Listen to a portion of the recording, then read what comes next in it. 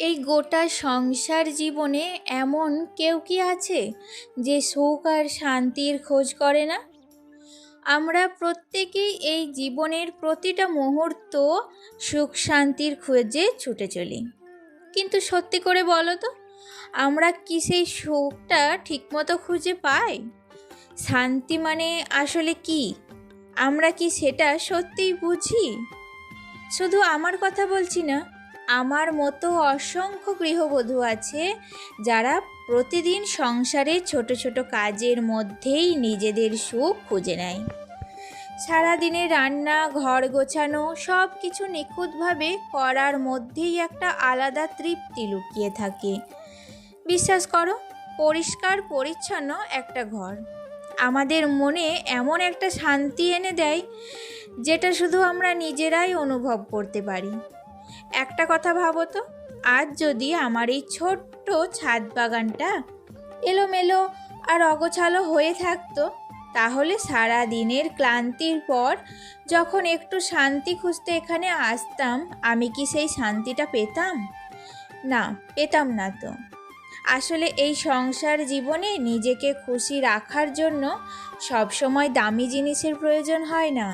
ছোট ছোট জিনিস, সামান্য কিছু মুহূর্ত, এইগুলোর মধ্যেই লুকিয়ে থাকে আমাদের আসল সুখ আর শান্তি। আর হ্যাঁ, আমাদের জীবনের সবচেয়ে বড় অংশ আমাদের জীবনসঙ্গী। সে যদি ভালো হয়, সে যদি পাশে থাকে, তাহলে হাজারো সমস্যার মধ্যেও আমরা সহজেই মানিয়ে নিয়ে আমাদের নিজের মতো করে সুখ শান্তিটা খুঁজে নিতে পারি। তাই নয় কি? চলো বন্ধুরা, অনেক কথা, অনেক গল্প হবে, তার আগে নিজের পরিচয়টা দিয়ে দিই। নমস্কার, কেমন আছো সবাই? আশা করি সবাই খুব ভালো আছো, আর আমিও বেশ ভালো আছি। আমি সুমি। আজকে আমার আরও একটি নতুন ব্লগে তোমাদের অনেক অনেক স্বাগত জানাই। কাল রাত্রিবেলায় কখন যে ঝড় হয়েছিল নিজেও জানি না। সারা দিন খাটাখাটনি ক্লান্তির পর রাত্রিবেলায় সমস্ত কাজ কমপ্লিট করে যখন খাওয়া দাওয়ার পর শুয়ে পড়েছিলাম, প্রচুর পরিমাণে ক্লান্তি থাকায় ঘুমিয়ে পড়েছিলাম। আর রাত্রের ঝড় বৃষ্টির কথা আমার অজানায় রয়ে গিয়েছিল। সকালবেলায় ঘুম থেকে যখন উঠি, প্রকৃতির পরিবেশ দেখে, চারিধারে রাস্তাঘাটের অবস্থা দেখে বুঝতে পারি যে কালকে রাত্রে বৃষ্টি হয়েছিল। আর তারপরে নিচের সমস্ত বাসি কাজ সেরে চলে এলাম ছাদে। আর এখন ছাদটাকে একটু পরিষ্কার করলাম। গাছের টবগুলো সব এলোমেলো হয়ে পড়েছিল চারিদিকে, সেগুলোকে তুলে, পাতাগুলো পড়েছিল সেগুলোকে ঝাড়ু দিয়ে দেখো এখন সেগুলোকে ফেলে দিলাম। আর দেখো, বর্ষার তো ঝড়, তাই জন্য সমস্ত কিন্তু একটু কাদাও পড়েছিল, সেই কাদাগুলোকেও কিন্তু আমি এখন জল দিয়ে ধুয়ে দেব। কারণ কাদাগুলো জমে গেলে না ছাদটা নোংরা হয়ে যাবে। আর তিল তিল করে কষ্ট করে বানানো এই আমার শখের ছাদ বাগান যদি নষ্ট হয়ে যায়, প্রচণ্ড পরিমাণে আঘাত পাবো। সেই জন্য এতখানি পরিশ্রম।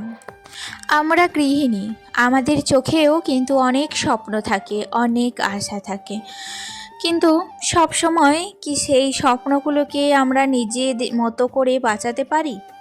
সব সময় পারি না। কারণ অনেক সময় সংসার, দায়িত্ব আর প্রিয় মানুষের জন্য নিজের ছোট ছোট শখগুলোকে চুপচাপ বিসর্জন দিতে হয়। যেমন ধরো, আমার এই ইউটিউবে কাজ করা, এটাও কিন্তু আমার খুব প্রিয় একটা শখ। কিন্তু ছেলের পড়াশোনা, সংসারের হাজারো কাজের চাপের মধ্যে এই কাজটা চালিয়ে যাওয়া সব সময় সহজ হয় না। অনেক সময় ইচ্ছা থাকলেও সময় পাই না। অনেক সময় ক্লান্তি এসে সব কিছু থামিয়ে দেয়। তাই মাঝে মাঝে আমি একটু ইনঅ্যাক্টিভ হয়ে যাই। কিন্তু তবুও হাজারো সমস্যার মাঝেও আমি চেষ্টা করি আমার এই ছোট্ট শখটাকে বাঁচিয়ে রাখার। কারণ এই শখটাই আমাকে একটু নিজের মতো করে বাঁচতে শেখায়, নিজের জন্য একটু সময় দিতে শেখায়। তাই যতই ব্যস্ততা থাকুক, আমি চেষ্টা করি সব দিক সামলে নিজের জন্য একটু সময় রাখার। হয়তো খুব বেশি না, কিন্তু অল্প সময়ই আমার কাছে অনেকটা সুখ এনে দেয়। কারণ আমরা গৃহিণী, আমরা সব সামলে নিতে পারি আর নিজের স্বপ্নকেও একদিন না একদিন জীবন দিতে পারি। যাকে ছাড়ো, এখন দেখো আমি চলে এসেছি দোতলায়। আর দোতলায় এসে এই ঘরটা ভালো করে একটু গুছিয়ে নিলাম, ওই রুমটাও ভালো করে গুছিয়ে নিয়েছি। আর দুটো রুমকেই ভালো করে পরিষ্কার করে নিয়ে দেখো বেশ কিছু জামা কাপড় ছিল, সেগুলো দুটো ঘরের আলনাতেই গুছিয়ে রেখে দিয়েছি। আসলে আমি জামা কাপড়গুলো একটু ভাঁজ করে একটু আলাদা করে রাখতেই পছন্দ করি। সময় সুযোগ বুঝে যখন যেটা দরকার হয় তখন সেই জামাটা মানে খুঁজে পেতে সুবিধা হয়, তাই জন্য সবটা ভাগ ভাগ করে রাখতেই পছন্দ করি। আর তারপরে বারান্দাটা একটু ঝাড় দিয়ে নিচ্ছি। এই সকালবেলায় যদি একবার ঝাড় দিয়ে নিই তাহলে কিন্তু দুপুরে রান্না বান্না করার পর আমাকে আর ঝাড় দিতে হবে না। তাই জন্য সকালবেলাতেই একদম সমস্ত ওপরের কাজ কমপ্লিট করে তারপর যাব নিচে। আর নিচে কিন্তু এখনও ঘুম থেকে কেউ ওঠেনি, যে সবাইকে ডাকবো, ডেকে সকালের চাটা পরিবেশন করব। আর যেমন কথা তেমন কাজ, দেখো সকালবেলায় সবাইকে ঘুম থেকে তোলালাম। আর এখন আমি 2 কাপ চা করেছি, কারণ আমি আর আমার শাশুড়ি মাই ঘুম থেকে উঠলাম, আর বাকি সবাই এখনও কিন্তু মুখ ধুচ্ছে, তাই জন্য ওদের চাটা পরেই করে দিয়েছি। আর চা খাওয়ার পর আমি দেখো সকাল সকাল রান্না বসাবো। তো রান্না বসাতে গিয়ে দেখলাম যে কোনো রকম আজকে সবজি নেই, তো মাথায় এলো বুদ্ধি। বাড়িতে ছিল মুসুরির ডাল আর তার সাথে সয়াবিন, তো আজকে ভাবলাম যে সয়াবিন আলু করা যাক, আর তার সাথে একটু আম দিয়ে মুসুর ডাল করা যাক, বেশ ভালো মানাবে না দুটো। তাই জন্য দেখো মুসুর ডালটা ওইদিকে সিদ্ধ করে নিয়েছি প্রেসার কুকারে, আর এদিকে সয়াবিনটাও একটু ভাপিয়ে নিয়েছি। তারপর গ্যাস ওভেনটাকে আবারও মুছে নিলাম, কারণ ডাল সিদ্ধ করলে গোটা গ্যাসে ময় হয়ে যায়, আর নোংরা গ্যাসে রান্না করতে আমার কিন্তু একদমই ভালো লাগে না। আর এদিকে রান্না করার জন্য সমস্ত জোগাড় আমার কমপ্লিট হয়ে গেছে। দেখো এখন রান্নাটাও কিন্তু বসিয়ে দিচ্ছি। মানুষ তো একদিনে কিছুই শেখে না, সব কিছুই ধীরে ধীরে সময় নিয়ে শিখতে হয়। যেমন ধরো, আগে আমি কিন্তু একদমই রান্না করতে পারতাম না, রান্না করতামও খুব কম, মাঝে মাঝে দরকার হলে শুধু। কিন্তু সময়ের সাথে সাথে প্রতিদিন একটু একটু করতে করতে আজ আমি কিন্তু বেশ ভালোই রান্না শিখে গেছি। আসলে অভ্যাসই মানুষকে শেখায়, তাই না? যাই হোক, বাড়ির লোক হয়তো সব সময় প্রশংসা করে না, কিন্তু বাইরের লোক যখন বলে রান্নাটা খুব ভালো হয়েছে, সেটাই আমার কাছে অনেক বড় পাওনা। কারণ নিজের পরিশ্রমের একটা মূল্য সেখানেই পাওয়া যায়। আর প্রতিদিনের রান্না কী বা নতুন করা যায় বলো? যেমন হয় তেমনটাই রান্না করি আর সবাই মিলে খেয়ে নিই। তবে একটা কথা, তেল ঝাল কম খাওয়াই কিন্তু শরীরের জন্য ভালো, কিন্তু আমার সংসারে তেল ঝাল ছাড়া যেন রান্নাই চলে না। কম তেল ঝাল হলে কেউ ঠিকমতো খেতেই চায় না, তাই চাই বা না চাই আমাকেও সেই অনুযায়ী রান্না করতে হয়, আর সবার সাথে তাল মিলিয়ে খেতেও হয়। এইভাবেই ছোট ছোট অভ্যাস, ছোট ছোট পরিবর্তনের মধ্য দিয়ে চলতে থাকে আমাদের প্রতিদিনের জীবন।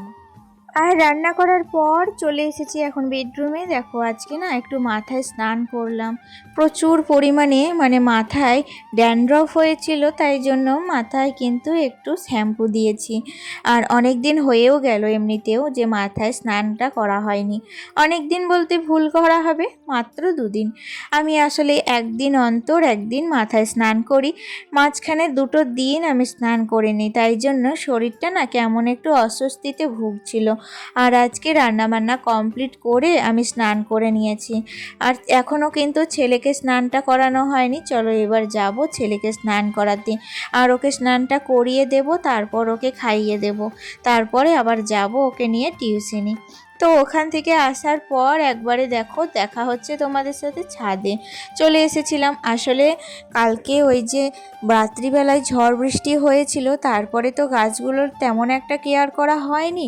সকালবেলায় ছাদটা পরিষ্কার করে চলে গেছিলাম নিচে, আর তারপরে সংসারের যাবতীয় কাজে ব্যস্ত হয়ে পড়ে থাকায় তাই জন্য আর ছাদে আসা হয়নি। আর এই বিকেল টাইমটাই এখন এসেছি দেখো ছাদের একটু প্রুনিং করতে। আমার এই হলুদ গোলাপ গাছ জানো তো, এটা ইয়েলো কালারের গোলাপ ফোলে, দেখতে কিন্তু ভীষণ ভালো লাগে। তাই জন্য গাছটাকে একটু প্রুনিং করে দিলাম। আর তার সাথে আমার এই যে ড্রেনেজটা ছিল, এখানে প্রচুর পরিমাণে আগাছা হয়েছিল, তাই সমস্ত আগাছাগুলোকে তুলে সমানভাবে মাটিগুলো লেবেল করে দিলাম। তবুও মাটি কিন্তু আমি হাতে নাড়িনি, তোমরা দেখতেই পাচ্ছ আমার হাতে কিন্তু একটা যন্ত্র ছিল, তো সেটা দিয়েই মাটিগুলো সমান করে দিয়েছি। আর আজকে দেখো আমি এখন কি করব, বাগানের সমস্ত আগাছাগুলোকে একটা একটা করে তুলে দেব। এই আগাছাগুলো বর্ষায় এবছর প্রচুর পরিমাণে বেরোচ্ছে, আমি যতবারই তুলছি ততবারই কিন্তু গাছগুলো বড় হয়ে যাচ্ছে, আর আমার যে আসল ছাদ বাগানের গাছ সেগুলোকে না পরিমাণ মতো বাড়তে দিচ্ছে না। তাই জন্য আমি এখন এগুলোকে পরিষ্কার করব আর তারপরে নিচে যাব। যাই হোক, এগুলো যে আমি এখন পরিষ্কার করছি বাড়ির কাউকেই কিন্তু জানানো যাবে না। তারা যদি জানতে পারে তাহলে কিন্তু আজকে না আমার হাতে আর খাবে না, কারণ মাটি নাড়া কেউই পছন্দ করে না খুব একটা। তাই জন্য সবটাই গোপনে সারা হচ্ছে, আর আমি তারপরে হাতটা ভালো করে সাবান দিয়ে ধুয়ে নেব। তাহলে ভিডিওর এই পর্যায়ে এসে আমার ভিডিওটা কেমন লাগলো অবশ্যই জানিও। আজ আসি, টাটা।